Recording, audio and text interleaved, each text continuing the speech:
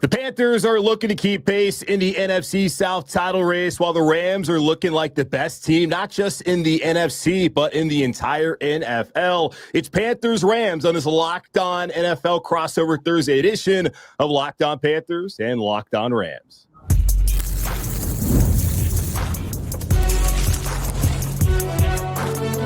You are Locked On NFL crossover, part of the Locked On Podcast Network.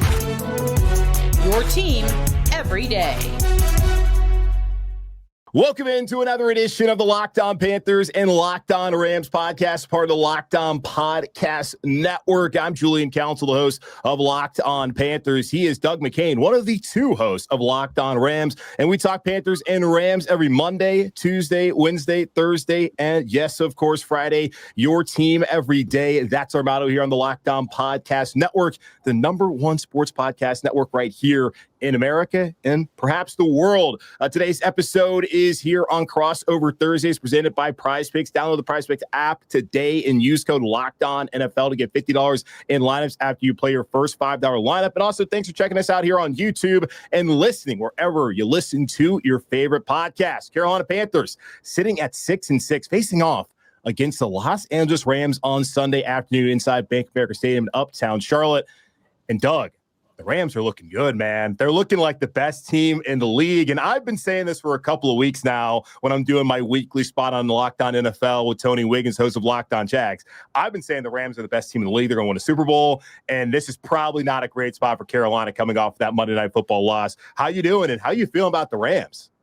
I feel good. I love hearing it. But at the same token, every time I hear it, I just cringe a little bit because I'm like, are we peaking too early? Like Sean McVay said after the win over the Bucs, who remembers the top team in the NFL after week 12 last year, right? I mean, some people, of course, talk about the Eagles, and yes, you always got the Chiefs, the zombie Chiefs that no one can kill. But look, the truth of the matter is this is a Rams team sitting at 9-2, that if it weren't for 2 blocked field goals in the fourth quarter, something you never see, something that hadn't happened since the 70s, and in overtime loss to the 49ers, this team could be undefeated. You've got someone in Matthew Stafford, the quarterback that's running away with the MVP. You got the defense that is past the Texans for points allowed per game at 16.3. Yeah, all is right in Rams land. I'm just hoping that they're not peaking too early.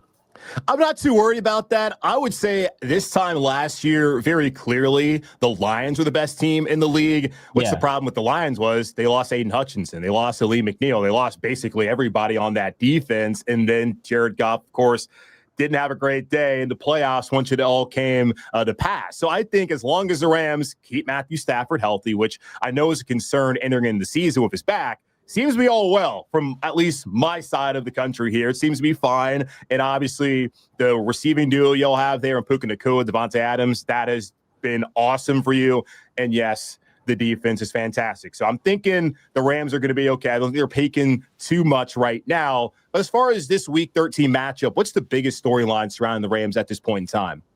I would say the biggest storyline is just continuing to fire on all cylinders on both sides of the football. I think for this Rams team, kind of one of the things you're looking for is what is their weakness? And for the last couple of weeks, it was okay. You're seeing an offense that can win in a couple of different ways. You can win in a rock fight, but you can also score more than 30 points per game. Now we're seeing a defense that creates turnovers. You're seeing scoring turnovers. But the big weakness, the pimple on the supermodel, was the special teams unit. You had one of the worst special teams operation in the National Football League. You had people calling for Sean McVay to fire Chase Blackburn, who runs the special teams unit. And all of a sudden they found the thicker kicker. Harrison Mevis made a 52-yarder. They elected to not kick it at 57, which is a little interesting. But now that you have a kicker that it feels like you can at least trust to make the makeable kicks, 40 and 50 yards, not really hurt you as a field goal kicker, you feel like, okay, the storyline is just continuing to build on some of the deficiencies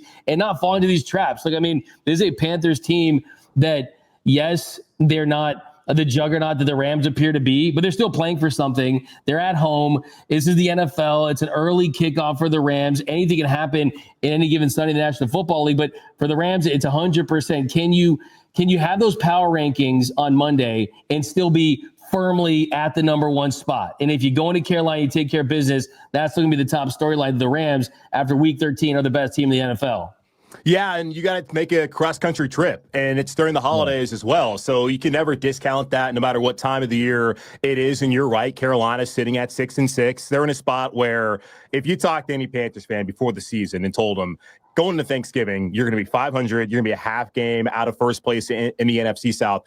I sure as hell would hope that every single one of them would have signed up for that, especially after starting 1-7 the last 2 seasons. It's been bleak here, man. They have not been in the playoffs since 2017. They have not really even been close since 2022. And that was primarily because they play in the NFC South, and the division was so bad that year and able to turn things around when Steve Wilkes took over as the interim. I love that you brought up Harrison Mevis, the thicker kicker. He was here last year briefly before he was kicking job. And then Chase Blackburn, former Panthers linebacker, also former Panthers special teams coordinator.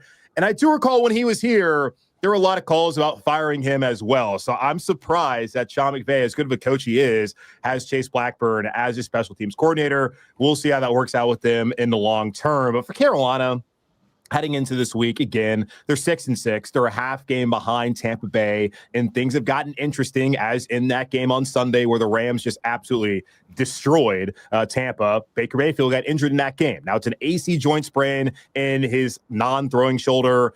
He's going to be fine. He may not play on Sunday. They should still beat Arizona, whether it's going to be Teddy Bridgewater or Baker, and the Bucs have a pretty easy schedule, but they do have 2 games remaining against Carolina. So Baker's not going to be out, but still Carolina's in this thing. And this is a game that I don't feel really good about them really even being competitive in, but they found a way to go out and beat Green Bay a couple weeks ago. Now, the Rams are a lot better than the Packers, mind you, but still, it's a home game. It's a cross-country road trip for LA, so it's certainly possible. So trying to keep pace with Tampa, that's really the story for Carolina. The offense was awful on Monday against San Francisco. There's been plenty of questions pretty much every single time the Panthers lose about whether Bryce Young's the future, whether Dave Canal should be the play caller. And quite frankly, I don't really want to do it this week. I don't have the energy. I just want to be thankful that this team isn't complete ass this year and that there's something positive to talk about, which being 6-6 is pretty good around here, especially seeing how things have been since David Tepper has owned the team. So overall, good vibes, but kind of concerning with the injuries that we'll talk about more on the show later on, heading this game on Sunday. Look, Julian, I am old enough to remember December 23rd, 2020, the 9-3 Rams going and playing the New York Jets and losing to an 0-13 Jets team. You had Sam Darnold, you still had Frank Gore toeing the rock for the Jets. So, look, there's a million reasons to not take any team lightly in this league, let alone a home team, an early kickoff that has something to play for, that's kind of muddied up some games this season. So, look, trust me, I know the thing about Rams fans, one thing I have to worry about is Rams fans getting overconfident or people taking losses or wins in a different way. They don't take wins for granted, and Sean McVay stresses that in a major way. And look, hey, we watched that game on Monday night very closely where Brock Purdy did not have the most success against that Panthers team, where you did cause those turnovers and you're able to intercept him. And look, you held him to 20 points. And I think that is kind of the world that the Panthers need to live in, is find a way to keep this game close, keep it into the second half, into the fourth quarter, and hope that somehow, some way, Matthew Stafford blinks and flinches just a little bit and you force him to an interception here and there. Look, I mean, truth is, this is a Rams team that really on both sides of the football is doing a lot of things very well. But, I mean, if there's someone that could fall to a little bit, just if he's not on his heater, Matthew Stafford, if it's this game, I don't expect it to be. That has to be the path to a win for the Panthers, just trying to keep this one close somehow, some way, and hope that the Rams just kind of fall out of God mode for just a quarter there, right?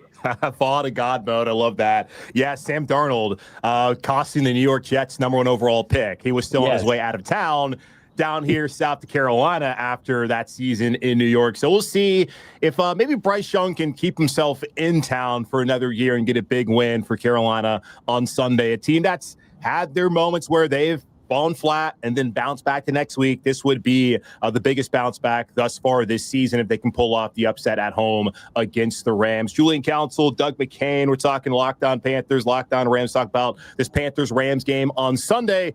Let's take a look at some of the matchups that can decide this game on Sunday. We'll get back to that here on this Locked On NFL Crossover Thursday edition of Locked On Panthers and Locked On Rams. The NBA is back, and there's no better place to get in on the action than FanDuel, the official sports betting partner of the NBA. Even if you miss the start of the game or want to ride the hot hand, FanDuel has live bets on everything from who will score next to fourth quarter comebacks. Plus, you can even combine your live bets into a same-game parlay for a shot at a bigger payout. It keeps every game exciting, especially when your team's making that late push. Right now, FanDuel is giving new customers, and that could be you, $300 in bonus bets when your first $5 bet win. So do this for me. I'm going to help you out, guys. Friday night, Indiana, 11-0, playing Purdue, 2-9. Boilermakers are awful. Just put $5 on the Hoosiers, and that's $300 in bonus bets. That's free money you can bet on. Thank me later. So head to FanDuel.com to sign up and play your game with FanDuel, the official sports betting partner of the NBA. Back here on this Locked On NFL crossover Thursday edition of Locked On Panthers and Locked On Rams. Talking about the Panthers-Rams matchup this Sunday afternoon, 1 o'clock Eastern Time, 10 a.m., bright and early on the West Coast this holiday weekend. Doug, looking at some of these matchups in this game, I'm concerned defensively for how Carolina is going to stack up against the Rams. What's a matchup you're looking at on Sunday that could shift the tide in the Rams' favor? I think for me, it has to be the pass rush of the Panthers. They haven't been able to get home as much as you would have hoped if you're a Panthers fan this season, one of the worst in that category. And you've seen Matthew Stafford dominate even against the blitz this year. But if you give him time, he will carve up a secondary. And you look at guys like Jared Verse and Byron Young, they combined have almost as many sacks as the Panthers have as a team. So I look at, can you get a pass rush? Can you get to Matthew Stafford? Will he have time to throw?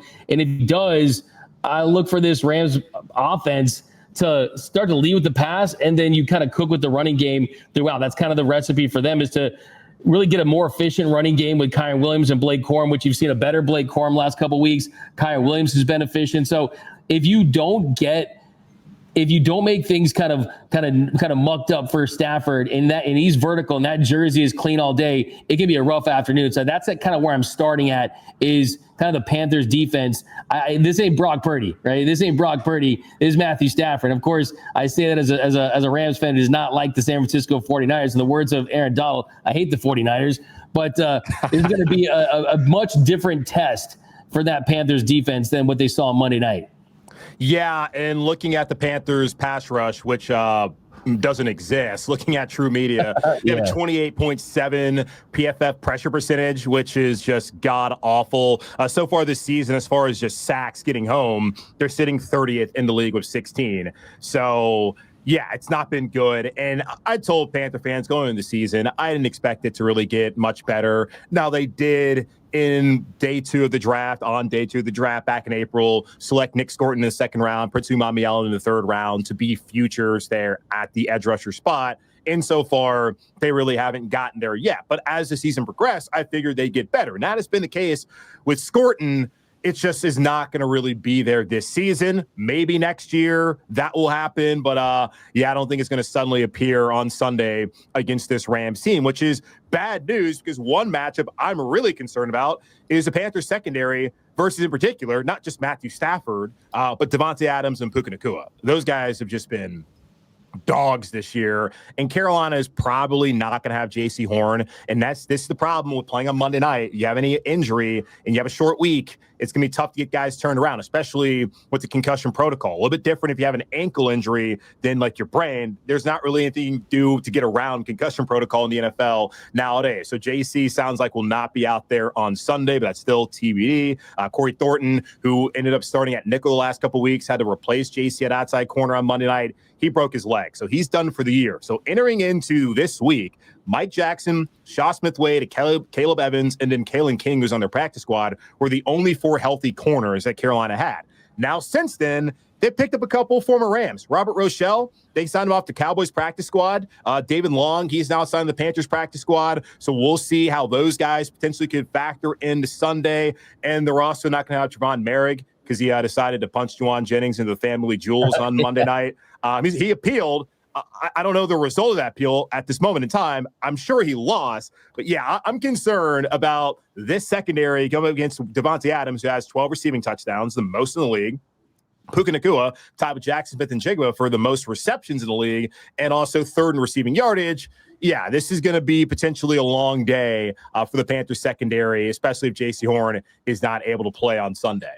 I was going to say, on behalf of all of the Ramley and Rams Nation, we do not think that he should be suspended. We think that he should definitely get an extra game of an extra game check, actually, according to Rams, to the Ramley and Rams fans everywhere. But of course, I'm only kid. But yeah, you mentioned the secondary, and that's kind of what I was looking at. I mean, you saw how they were able to force 3 interceptions out of Brock Purdy and an 87 ratings. And you've seen this kind of year that he's had. J.C. Horn is the Panthers' best cornerback. And if he's not available, if he's out with that concussion, that kind of takes a major ball hawk from that Panthers defense. And that's an advantage to this Rams team that has really started to find that chemistry, something that really works with Devontae Adams and Puka Nacua. There's Devontae Adams, who's probably one of the best receivers in NFL history, as you know, as far as getting separation in small windows, and especially towards the goal line.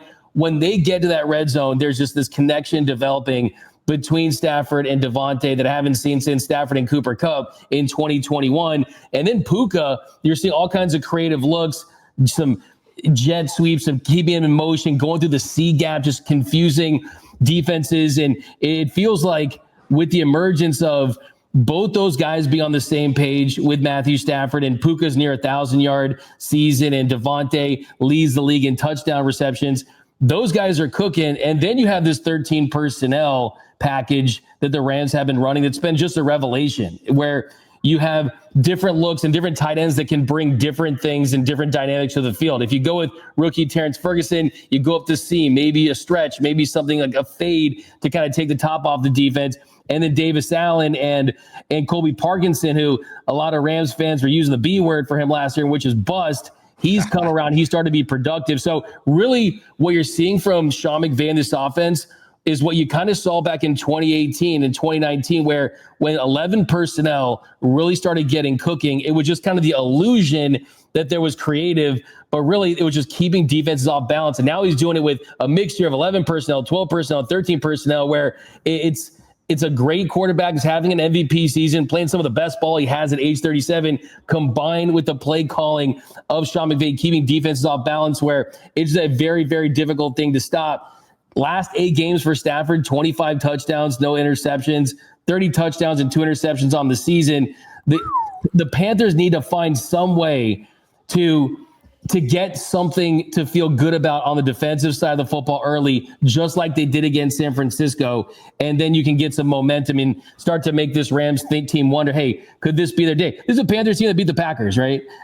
This is a Panthers team that had Bryce Young throw for 448 yards, but then also 169 yards. So it feels like the variance of the Panthers has to be extremely frustrating. But at least we know that there is a version of the good Panthers that can make things interesting against a really good team.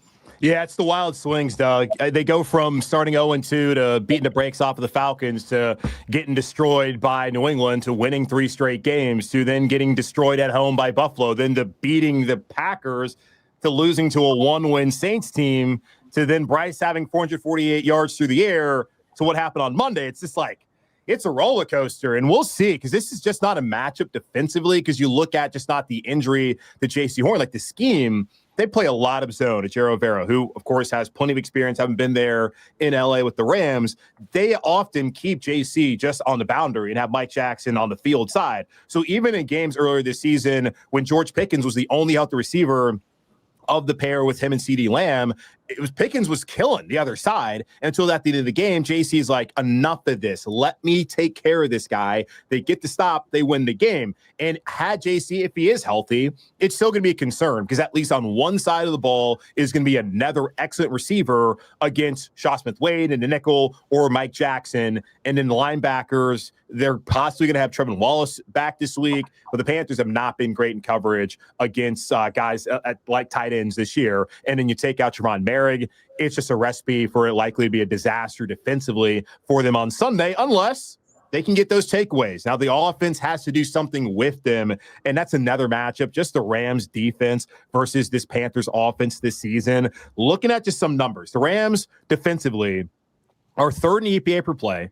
They're 7th in success rate, 9th in total defense, and 6th in yards per play for the basic stats. The Panthers are 26th in EPA per play offensively, 16th in success rate, 22nd in total offense, and 27th in yards per play. So it's a top 10 defense versus a bottom 10 offense, which you don't know what you're going to get out of them any week. Okay, we're running the ball well, but in recent weeks, that's not really been the case. They only gave the running backs 9 carries on Monday night. Dave Canales, Panthers head coach and play caller, admitted on Tuesday that, yeah, my bad, I got to be better. We'll see if that will happen against what's still a pretty good defensive front in LA on Sunday. So I just really don't know where the advantage is for Carolina unless they're able to find a way to get some takeaways and then just all of a sudden find some balance in the passing game and the run game offensively, which has not occurred all year long.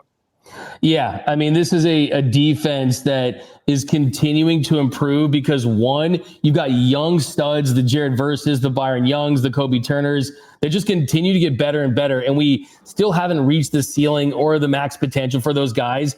And last week, we had a big Jared Verse game. He had 2 sacks. The pressures were there. It was his best game in a while. Byron Young was productive. But really, it was just stifling and overwhelming that Bucs team early. They held the Bucs to 1 for 5 on 4th down, 1 for 3 in the red zone. They pressured Teddy Bridgewater at a 38.9% clip. They pressured Mayfield at a 33.3% clip. They're not a team that blitzes a ton. And when they're getting pressure from their front four and those edge rushers are just being game wreckers and being disruptive, then you're seeing the thing that has taken this defense to the next level. And I don't know if you know this, but I want to send a big shout out and a special thank you to the Washington Commanders for giving up on Emmanuel Forbes, because they picked him up and they have turned him into not just a Pro Bowler, but I mean, someone that I think that when he's on his best, he almost gives all pro level performance. He had the highest PFF grade of any quarterback last week. Him and Kobe Durant were huge, both having interceptions. Kobe Durant for a pick 6. And I think what that allows this Rams defense to do is you can trust that the secondary is not going to get overwhelmed like they did against the Eagles, where the Eagles came back. It was A.J. Brown having a size advantage over Darius Williams. Forbes and Durant, they've been really the 2 best cornerback tandems that they've had this season for the Rams. And then you add that to the pass rush, guys like Nate Landman, who I know that you probably know a little bit about from being in that division. Nate Peanut Punch Landman, who just got a big, nice extension for himself. Really, we've seen this Rams team be good in several units the last couple of years, but the difference this year is we're seeing them being good at all 3 levels. And Chris Shula, by the way, I don't know if you're looking for a head coach, already has a perfect name for an NFL head coach. They'll probably get him a job in most places anyway. Yeah. Shula, we're going to enjoy him while we can. And when Raheem Morris gets fired from the Falcons, can't wait to have him back. But yeah, the defense has been absolutely stout for the Rams, and they're a problem. And it's just because guys got – also, too, you talk about stopping the run. They added Poona Ford, who's done a much better job than Bobby Brown III did last year. You're seeing them not get dominated by running backs like they did. They've had success against McCaffrey and Jonathan Taylor and Saquon Barkley. And they just look like a complete unit that doesn't have a lot of holes.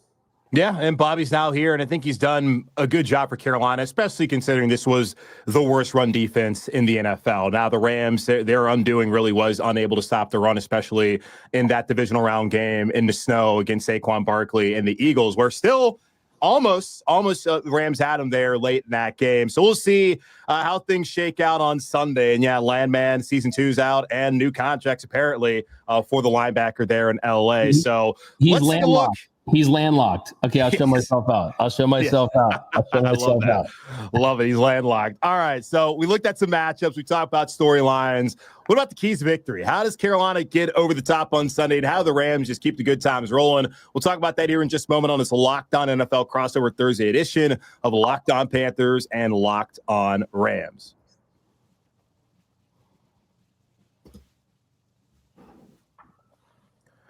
Back here on Locked On Panthers and Locked On Rams. Let me go ahead and pull up FanDuel to make sure to see what the line is for this game on Sunday. I already told y'all a winner for y'all to go ahead and get that $5 bet in and win $300 in bonus bets. But looking at this game on Sunday, the Panthers are currently, oh my God, 10.5 point home dogs. Goodness. That's That's tough. That's how much better Vegas thinks that the Rams are. And I, being someone who covers this team on a daily basis, have not necessarily shed a lot of positivity as far as the Panthers' outlook going into this game.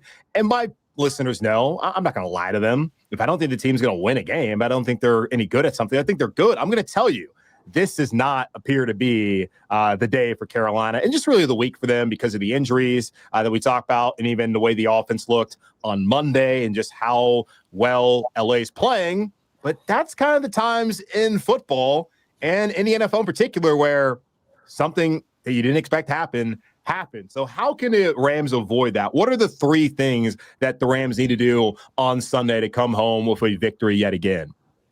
I would say the first thing is you continue this trend of turning the ball over. The Rams have 4+ games in a row where they have 2 or more turnovers. That's the longest streak in the NFL. They have 20 takeaways on the season. We know Bryce Young, he can and will turn the football over. Don't let this be the game where Bryce Young has just a kind of a great, almost like late coming out party for this season against the number 1 team in the NFL. I think that there's this long-standing narrative about Bryce Young. Is he the guy? Isn't he the guy? Do they pick up that 5th-year option? Kind of how do fans feel about him? The last thing you want is to let a guy he was in Southern California for a while. We know him very well, to kind of have a statement game against the Rams. Force him to turn that ball over 1 or 2 times and continue this trend where they're scoring less than 20 points per game, and then you are winning by a large margin on the offensive side. So really you kind of want more of the same from that. But I do want to get a quick thought on Bryce Young because look, Alabama, the career he had, we know how much potential that he had coming out of college. I mean, just kind of what's the consensus from Panthers fans? Is he playing for his Panthers career down the stretch of this season? Do you still see glimpses of a guy who could be the guy? I mean, what's the insider's perspective on Bryce Young? Yeah, Doug, as far as the fan base, the feelings change.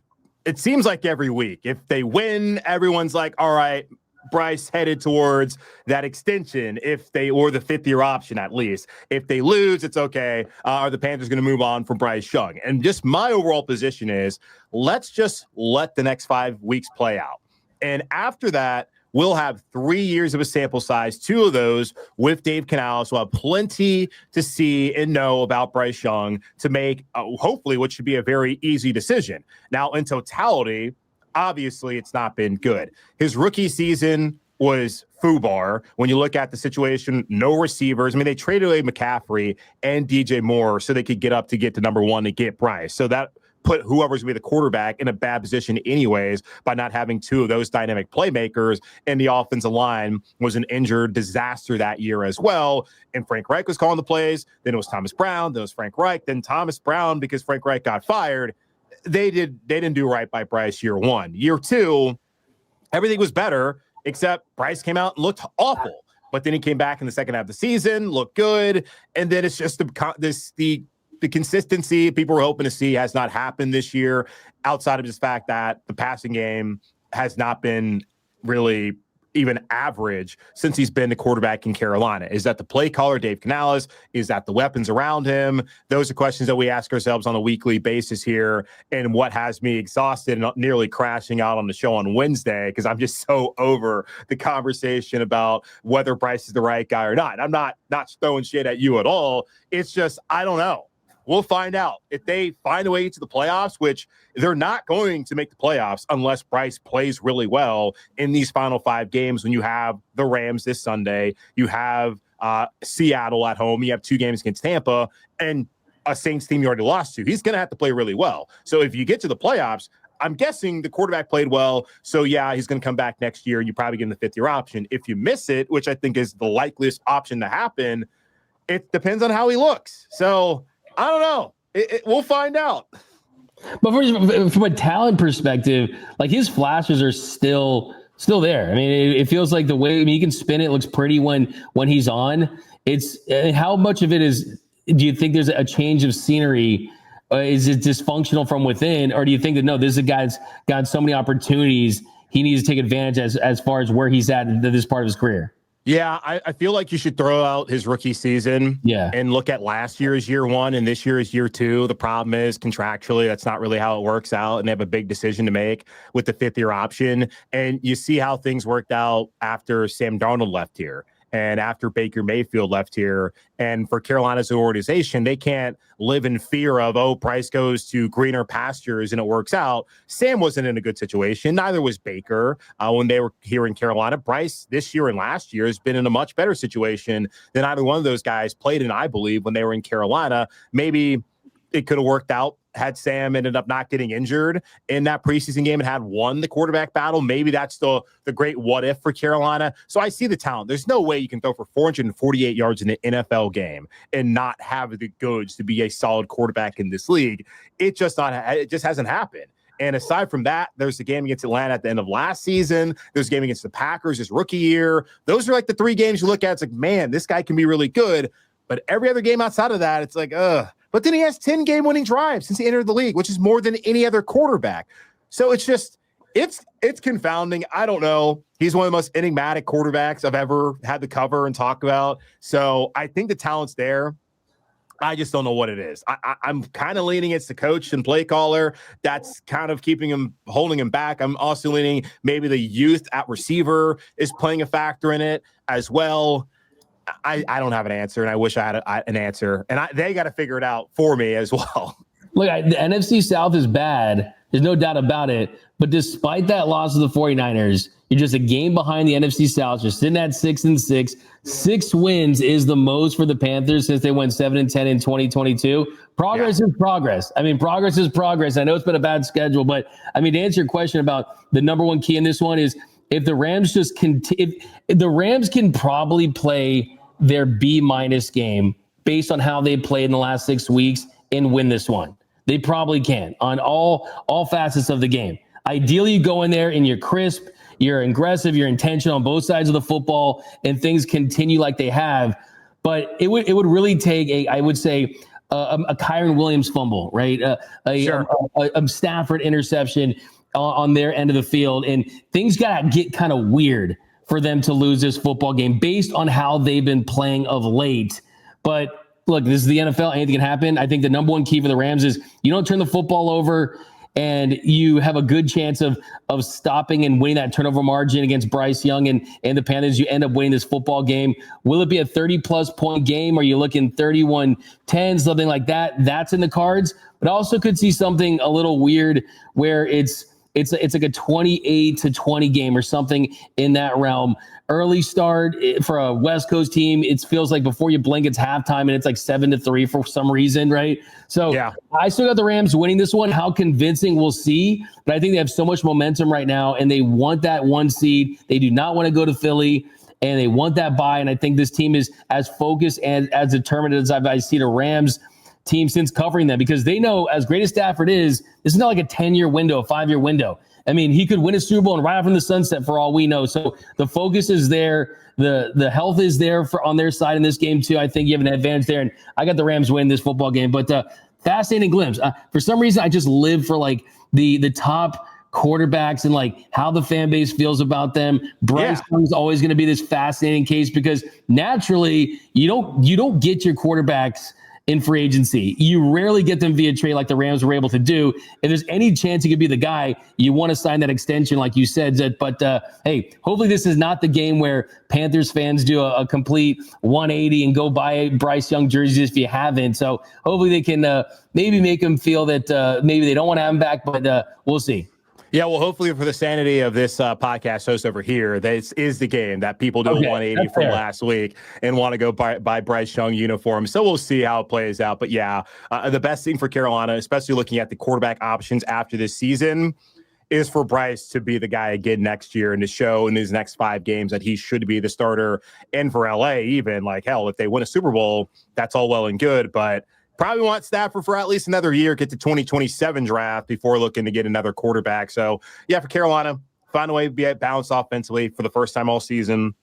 Guys got to step up, especially if Jaycee Horn's not going to play in this game, and you can't turn the ball over because that's been costly for them all season long. But that's how we look at things heading into this Week 13 matchup between the Panthers and Rams. That's going to wrap up this Locked On NFL Crossover Thursday edition of Locked On Panthers and Locked On Rams. Just by yours truly, Julien Council. And one of the hosts of Locked On Rams, Doug McCain, also does that show with Travis Rogers. So check us out over on YouTube and wherever you listen to your podcast every Monday, Tuesday, Wednesday, Thursday, and Friday.